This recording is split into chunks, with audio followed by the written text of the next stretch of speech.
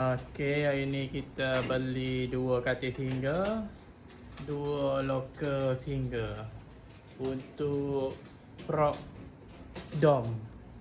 Dom PLKN lebih kurang. Nanti kita akan set up dan kita akan buat video lah. Okey, kita dah siap untuk pemasangan katil dan susunan locker. Inilah gambaran lebih kurang untuk shooting. Kita buat macam ala-ala duduk dalam asrama. Okey. Lagi kecil Apa je ini kita cari ke apa je? Pro ke apa ini kita nak? Kita nak cari pro PLKN. Kita dah ada cadar. Dah ada tray makan tu. Cari selimut putih tu. Lebih okey.